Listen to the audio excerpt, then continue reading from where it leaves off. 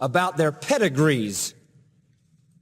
And if anybody was going to be presented to them as a king, it was absolutely essential that he have the pedigree to prove it. Always, always was this important to the Jews. For example, after the conquest of Canaan, you remember when they went into the land of Canaan and took the land flowing with milk and honey as God had promised them when they came out of Egypt? After the conquering of the land of Canaan, it was essential to determine what your tribe was and what your heritage was so that you knew where you were to live, because the line of all the land was divided into tribes.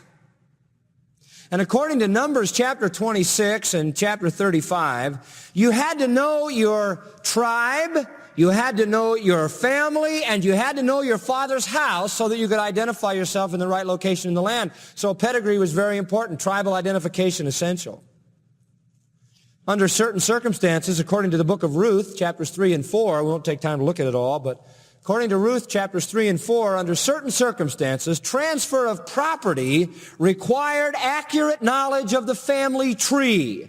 God wanted to keep tribal land within the tribe, and so there had to be pedigree in order to make some business transactions with land. Another interesting thing is indicated to us in Ezra 2, verse 62. These sought their registration among those who were reckoned by genealogy. And what it means is that when after the Babylonian captivity, the people started coming back to Israel, you remember at the end of the 70 years, they started flowing back. Many of them were claiming to be priests, and they were claiming to be the tribe of Levi. And you know that God was very, very serious about who was a priest. You know that. Anybody who tried to play the role of a priest and wasn't was in great, great danger.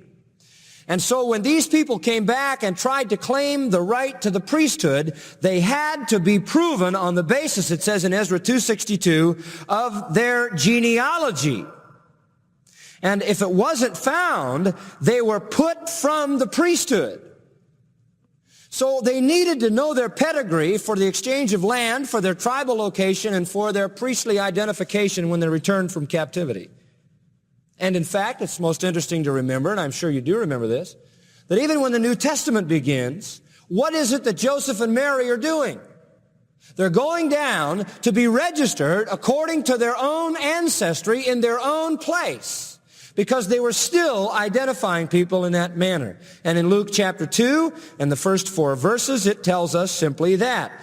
I'll read it to you very quickly. And it came to pass in those days, there went out a decree from Caesar Augustus that all the world should be registered. And the registration was first made when Quirinius was governor of Syria. And everybody went to be registered into his own city. And Joseph also went from Galilee out of the city of Nazareth to Judea, which is the city of David, because he was of the house and what? And lineage of David. You see, those identifications were still in existence at the time of the birth of Jesus Christ. By the way, the writings of Josephus, the ancient historian, support the use of ancestral files as a part of Jewish culture around the time of Jesus Christ. So this was a very common thing. The Jews really were hep on everybody having their pedigree and knowing exactly to whom they belong. Now in the New Testament, you have Paul saying something like this, Romans 11:1. I say then, hath God cast away his people? God forbid. And then Paul says this, for I am an Israelite of the seed of Abraham, of the tribe of what? Benjamin. You see, he was still laying out his pedigree. To the Jewish people, it was very important. And this is why you see there are at least 50 genealogies in the Old Testament. Because there were reasons for that. Not only the royal line, the priestly line, but in terms of property transfer and so forth. Now, all of this has changed today. Jews today don't know this. They have absolutely, now watch this, they have absolutely no record of their tribal ancestry today. None. They can't trace it at all. It is completely vanished. I mean, it has totally vanished. No Jew existent in the world today could ever prove himself to be a son of David. Now, I want you to know something. If anybody comes along claiming to be the Messiah, they'll never be able to prove it. And there are some Orthodox Jews who still believe the Messiah is going to come. But the problem is there will never be any lineal way to prove that, which goes to say this: Jesus Christ is the last verifiable claimant to David's throne. If he is not the Messiah, nobody else can ever lay believable claim to it. That's it. Now, in this genealogy in Matthew, we're looking at it in broad sense. We're not going to go through and tell you the story of every name, so you can relax. But in this genealogy, we have what we call a descending record, leading through Joseph to Jesus. A descending record. It comes right on down from David and Abraham, descending down through Joseph to Jesus. In the New Testament, Jesus' genealogy is also recorded in the 3rd chapter of Luke. You don't need to turn to it. I'll just allude to it. But the genealogy in Luke is the reverse. It is an ascending genealogy. It starts with Jesus and goes back through Mary. So here you have a genealogy coming down through Joseph, and there you have a genealogy going back through Mary. One begins with Jesus, the other ends with Jesus. It just goes both ways, and it all comes out the same in the end.